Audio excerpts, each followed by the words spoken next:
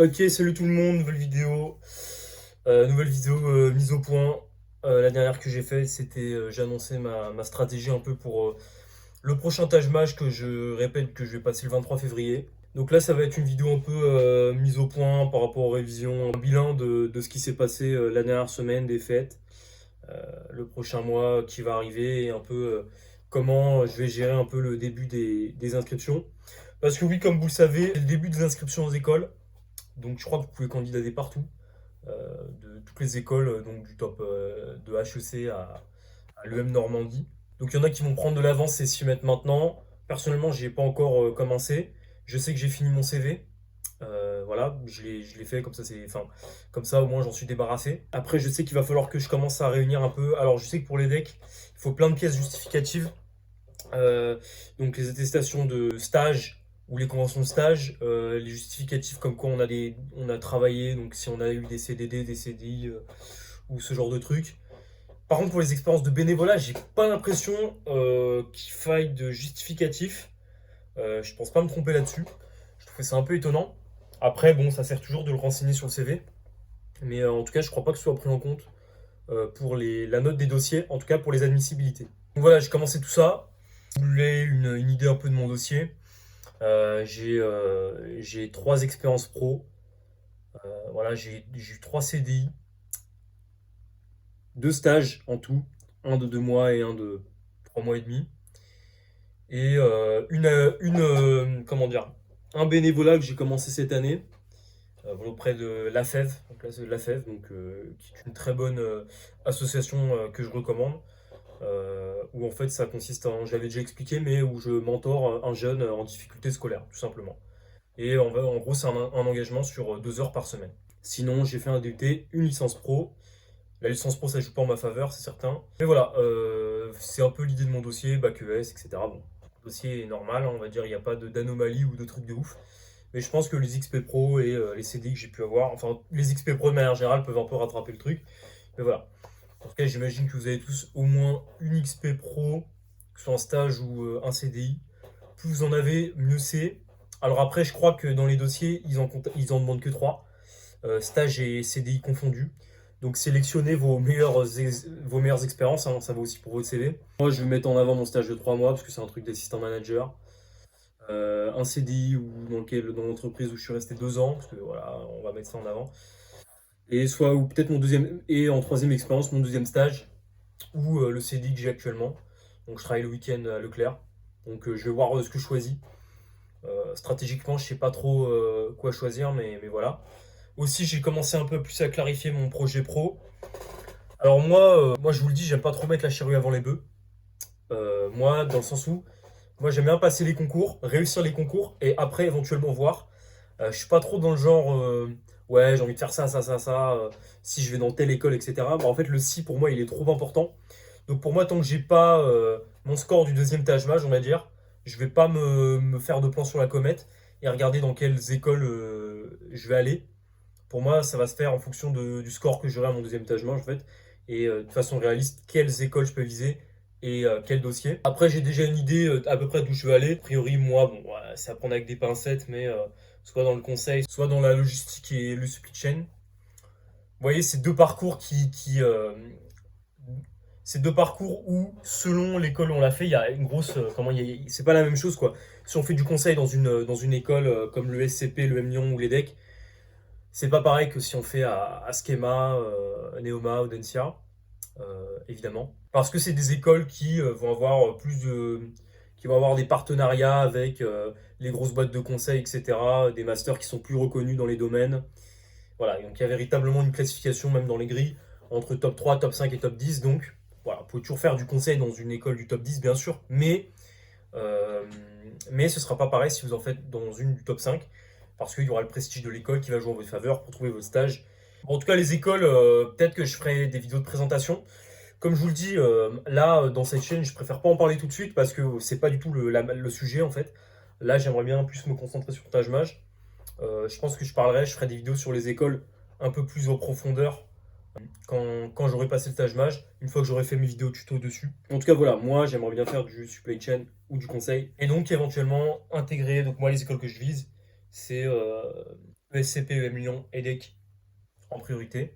Et pourquoi pas une école du top 10 selon si j'ai une école du top 5 ou pas, selon si j'ai la enfin, selon si je veux intégrer une école du top 10, si je veux pas recommencer l'année prochaine. C'est des questions auxquelles j'ai pas répondu pour le moment. Je me les pose pas, tout simplement. Vraiment, j'attends de voir. Je me projette pas encore trop dessus. Et voilà, c'est à peu près les écoles que je présente, comme je pense la majorité des candidats. Avoir les meilleures écoles possibles. En tout cas, je pense que c'est le fin mot de cette histoire. En tout cas, pour peaufiner votre dossier, moi, ce que je vous conseille, alors, il y a plusieurs possibilités. Si vous êtes en licence, trouvez un job étudiant. Franchement, c'est tout bénef. En plus, vous faire de l'argent, ça vous fait une expert pro. Donc là, vraiment, si vous n'avez pas de travail, vous n'avez pas de stage, en tout cas dans les dernières années, trouvez-vous un CDI. Franchement, travaillez les week-ends ou ce genre de truc pour cette année au moins, ça va vraiment mettre en avant votre CV. Et pour les euros, ce sera top. Pour ceux qui sont en césure, bah, j'imagine que vous avez déjà prévu un stage. Donc ça, c'est super cool pour les dossiers. Et pour ceux comme moi qui sont pas en césure, et plutôt en année sabbatique, je dirais. Là, faut vraiment que vous trouviez un travail, parce qu'il faudra la justifier cette année sabbatique. Faudra la justifier, donc, ou alors pas forcément un métier, hein, je dis n'importe quoi, ça peut être un projet que vous allez faire, une création d'entreprise, une chaîne YouTube, ou n'importe quoi en fait, hein. C'est juste qu'il faut justifier, je pense. Si on vous demande, voilà, vous avez fait quoi pendant cette année où vous n'étiez pas en cours, bah, il faut trouver des idées. Donc voilà, essayez d'étoffer un peu votre projet, histoire de pas arriver, histoire d'anticiper déjà les euros qui arrivent assez vite, je trouve. Sinon, le Taj Mahal, le sujet préféré de cette chaîne, le Taj Mahal, je me rends complètement zinzin, je commence vraiment à en avoir marre. Là, aujourd'hui, je devais réviser, je n'ai pas trop révisé, je vais pas vous mentir. Je vais réviser quoi, à tout casser 2 heures, 2 heures. Peut-être réviser ce soir, je sais pas, j'ai pas trop la tête à ça aujourd'hui. En général, quand j'ai pas la tête à réviser le Taj Mahal, je fais d'autres trucs pour m'avancer. Je préfère pas trop gâcher de temps. Je compte faire le projet, le CV projectif de Schema. Dans la prépa où je suis, ils nous conseille de le faire, même si on ne présente pas Schema. Parce que c'est vrai que c'est toujours intéressant de voir là où on se projette dans le temps, quel domaine dans quel domaine on souhaite travailler. Voilà, donc pour moi, c'est intéressant de le faire dans tous les cas. Ça peut être intéressant pour le projet pro. En tout cas, voilà, le Taj Mahal, quand je ne le travaille pas, j'essaie de m'avancer. Je garde la pêche, mais là, je vous avoue, je suis vraiment fatigué. C'est très dur de réviser avec les fêtes. Là, j'étais pas là pendant 3 jours, j'étais pas chez moi, je pouvais pas réviser. J'ai quasiment pas révisé d'ailleurs. Puis même avec les fêtes, gros repas, le rythme est décalé, on sort un peu du mood révision concours. Donc le rythme il est complètement cassé. C'est pas hyper kiffant, parce que du coup je me mets la pression, je me dis ouais bah il faut te remettre, mais c'est dur de s'y remettre. Là ça fait 2 3 jours que je patine un peu. Là aujourd'hui je patine encore plus. Donc c'est très difficile. Là, la fin du mois de décembre, c'est compliqué. En plus, avec le nouvel an, voilà, je me suis permis de sortir. On a quand même le nouvel an. Mais je me dis, voilà, je travaille quand même, hein. Je me dis pas, ouais, j'attends le 1er janvier pour travailler. Je me dis quand même, voilà, attends pas le 1er janvier pour te dire, vas-y, allez, mois de janvier, mois de février, on donne tout. Non. Je me dis, vas-y, rattrape le coup quand même en décembre. Finis ton année bien. Mais c'est compliqué. Là, sur la fin, ça devient compliqué. Et il faut pas lâcher parce que j'ai pas fait tous ces efforts. Franchement, je me suis pas cramé autant, malgré le piètre résultat que j'ai eu au Taj Mahal, pour abandonner maintenant. Voilà, c'est cliché de dire nouvelle résolution, etc. Mais voilà, dès janvier, je vais essayer d'être d'attaque. Je vais essayer d'être d'attaque pour reprendre le bon rythme. Et je pense que le fait que, voilà, que après ça reprenne, que ce soit à la fin des vacances, etc., même au niveau de la maison où je révise, etc., ça sera beaucoup plus simple.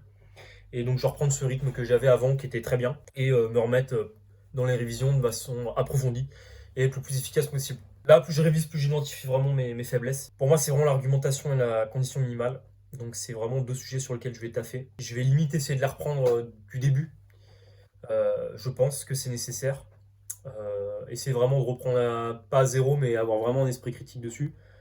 Ma méthode en argumentation est, je pense, pas la bonne parce que j'arrête pas de me tromper. Pourtant, j'en ai bouffé des sujets. Donc je pense vraiment qu'il y a un problème dans ma manière de réfléchir. Je vais essayer de trouver la solution à ça. Mais voilà, pour moi, c'est vraiment mes 2 grosses bêtes noires. Comme j'ai pu le répéter à travers d'autres vidéos, les autres matières, c'est vraiment ça se travaille. Ou alors c'est un peu sujet au hasard, un peu comme la compréhension de texte. Mais voilà. Je pense que l'argumentation et les conditions minimales, on peut limiter la casse avec de l'apprentissage. Reste à savoir quelle méthode de travail trouver. Je l'ai pas trouvé, j'ai pas trouvé la bonne en tout cas, parce que je continue de galérer dans ces 2 matières-là. Je parle bien d'argumentation, pas de raisonnement. Mais donc voilà, j'identifie vraiment ces 2 grosses faiblesses et je vais essayer de mettre l'accent dessus encore plus. Logique, je trouve que je suis vraiment devenu très fort. Bon, je pensais déjà que j'étais fort avant, mais avant que je me prenne la claque du Taj Mahal. Mais là, je sens que je suis bon, genre j'identifie vite les logiques. Ce sera sans doute la première vidéo que je vais traiter sur les sous-tests, la logique. Je commence à être vraiment à l'aise. Après, là, pareil, la logique, je vais vraiment commencer à me focaliser uniquement sur les séries graphiques, pas les séries avec les lettres et les chiffres, vraiment les séries graphiques avec les figures, les ronds, les cercles, comme ça. Je vais vraiment essayer de me replonger dans les sujets et traiter uniquement ces questions-là, les questions de figures, les questions graphiques, pour être le plus efficace possible en logique, parce que bon, voilà, j'ai pas fait le tour en logique, mais euh, je pense que c'est plus intéressant de concentrer sur cette partie-là, la logique maintenant, pour être le plus efficace possible et gratter un maximum de points, parce que c'est un sous-test, un des rares sous-tests où on peut vraiment en partant de zéro et quel que soit son background, on va dire. Voilà, donc c'est la fin des fêtes. Vous êtes sans doute relaxé un peu. Il y a eu les partiels et tout, là ça devient difficile. Abandonnez pas, n'oubliez pas, dernière ligne droite. Vous allez passer le Taj Mahal entre janvier et mars. Donc lâchez pas, ça devient dur, c'est pas évident l'hiver, tout ça, on sait. Mais vous pouvez encore réussir. Même si vous avez, comme moi, vous avez un score de merde au Taj Mahal, le premier passage, franchement, laissez les idées noires. Vous dites pas que vous n'êtes pas fait pour ça, que vous partez de trop loin, que on peut aussi penser. Moi, je me suis surpris à penser ça, de me dire ouais, le Taj Mahal, franchement, c'est un truc où ouais, les bases d'études qu'on a, bah forcément, si on est trop fort en maths et en français, on va pas performer autant. Pas se comparer surtout, on n'est pas égaux face à ce test. Hein. Faut vraiment vous enfoncer ça dans le crâne. On n'est pas égaux, il y en a, ils vont réviser 2 heures par jour, ils vont avoir un 400 sans forcer. Vous concentrez pas dessus. Vous dites pas ouais mais je reviens de trop loin, ouais mais je suis en licence d'histoire, c'est pas fait pour moi les maths, etc. Non, vous dites surtout pas ça, franchement, c'est le pire des trucs que vous puissiez vous dire. Le Taj Mahal c'est un test, ok c'est un concours. Alors certes ça demande sa jauge des capacités académiques, mais ça n'en demeure pas un concours. Et un concours a ses spécificités et vous pouvez douiller le concours. Vous pouvez le douiller le Taj Mahal en apprenant à répondre à certaines questions, etc. Même si vous êtes nul dans X ou X matière, vous pouvez le douiller parce qu'un concours a ses failles. Alors Taj Mahal, les failles sont très minces, mais elles sont là quand même. Toujours, il y a des types de questions qui reviennent tout le temps. Il y a des façons de répondre aux questions à partir des réponses. Enfin, ouais, il y a quand même quelque chose à partir du Taj Mahal, il ne faut pas le voir comme un mur insurmontable. Pour moi, c'est un concours, certes, mais il est domptable. Vous voyez ce que je veux dire? Il est domptable dans le sens où vous avez beau avoir beaucoup de difficultés à le réviser, euh, le travail finira par payer. C'est ça qu'il faut vous dire. Le travail finit toujours par payer. Moi, j'ai commencé le Taj Mahal, franchement, j'étais une brêle en maths, mais une brêle, mais une brêle, c'était abusé. Et j'ai bourriné les maths. Je suis pas devenu un crack, hein, je suis pas devenu exceptionnel en maths. Mais franchement, je m'en sors beaucoup mieux. Je m'en sors beaucoup mieux alors que quand j'ai commencé, je me dis mais jamais je vais y arriver. Et au final, avec le travail, c'est pareil. Puis c'est pareil pour les autres tests. Au final. Donc franchement, n'ayez pas cette pensée limitante de vous dire que voilà, le Taj Mahal, ouais, c'est pas fait pour moi. Il y en a, ils ont des meilleures notes, ils ont rien fait. Ouais, mais j'ai pas assez bien travaillé avant. Ouais, moi j'ai toujours été quelqu'un qui travaille pas, etc. Et là, je dois réviser un concours, j'arrive pas à être assidu. Vous mettez pas dans des cases, hein, franchement, vous mettez pas dans des cases. On est tous. N'oubliez pas qu'il ne faut pas avoir de regrets. Pour moi, il faut que vous donniez tout, quitte à beaucoup réviser, beaucoup trop réviser. Au moins que vous arriviez en mars, vous ayez passé, quel que soit le score que vous obteniez, vous n'ayez aucun regret. Pour moi, ça c'est le plus important. Donc lâchez pas les bras. Le Taj Mahal, c'est pas facile. C'est pas un concours facile. Ça se saurait si ça l'était. Et puis ce serait trop facile, franchement, ce serait trop facile la vie si là on révisait le Taj Mahal depuis 2 mois, on aurait direct 400. Ce serait trop facile. Un peu de challenge dans notre vie, ça va pas nous faire de mal. Donc voilà, franchement, abandonnez pas. Honnêtement, abandonnez pas. On a toutes les raisons du monde pour lâcher l'affaire, pour moins réviser, etc. Mais ignorez la petite voix dans votre tête qui vous dit de lâcher, de moins réviser, de vous dire que ouais, puis c'est pas si mal si j'ai une école du top 10. Non, non, non. N'ayez pas cette mentalité-là. Visez le mieux, visez le meilleur que vous puissiez avoir. Là, il reste 2 mois. Si vous révisez bien, vous pouvez vraiment vous transformer, vous pouvez devenir meilleur. Je me sers juste de ma progression de ces derniers mois pour me dire que c'est possible. Si j'ai progressé ces derniers mois, je peux encore progresser dans les 2 mois qui vont suivre. Donc tout est possible, l'exploit est possible, quel que soit le premier score que vous ayez obtenu. C'est du passé, effacez-le de votre cerveau. Maintenant, c'est ligne droite. Et vous allez tout dégommer au deuxième passage. Et si vous dégommez pas tout au deuxième passage, c'est pas grave. Vous allez pas mourir. Vous aurez peut-être pas l'école que vous voulez, mais vous aurez une autre école. C'est pas plus mal. Puis vous pouvez toujours recommencer l'année prochaine, donc dramatisez pas. Et vraiment, gardez la tête froide là-dessus. Là, c'est peut-être les 2 mois de votre vie où vous allez devoir travailler le plus. Moi, personnellement, j'ai jamais beaucoup travaillé dans ma vie. Et là, je me dis que peut-être une fois dans ma vie, je vais tout donner pour une année, pour un semestre, pour 3 mois, et voir qu'est-ce que je vaux, que vaut mon potentiel si je me la donne. Voilà. J'ai toujours été un grand procrastinateur. Donc là, c'est vraiment l'occasion de me dire, ok, Simon, si vraiment là, pendant 2 mois, tu te la crames, jusqu'où tu peux aller. Dites-vous ça franchement, dites-vous ça. Challengez-vous. Où est-ce que vous pouvez aller? Est-ce qu'il y en a là-dedans? Est-ce que vous avez du potentiel? Dépassez vos limites. C'est un discours de motivateur en vrai à la con, mais pour moi, c'est vraiment ça. C'est l'état d'esprit à avoir. Ça a beau être un concours où on fait des conditions minimales et on fait des équations et on doit corriger des fautes d'orthographe, mais c'est un concours et c'est un moyen de se challenger, c'est un moyen de se jauger aussi. Et donc pour moi, faut pas enlever ça au Taj-Maj. C'est qu'une note, mais c'est aussi une manière pour vous de vous demander de quoi vous êtes capable, de quoi vous êtes véritablement capable. Et moi, je suis certain que on est tous capables de grandes choses. Maintenant, il faut juste travailler, être assidu et être optimiste. En tout cas, les amis, j'espère que j'en ai remotivé certains. Moi, je suis fatigué, ça se voit dans la vidéo, désolé. On a beau être fatigué, c'est pas grave. 2023, c'est à nous. On va tout casser. Je vous souhaite d'excellentes fêtes, de bonnes révisions, et on se dit à la semaine prochaine. Ciao.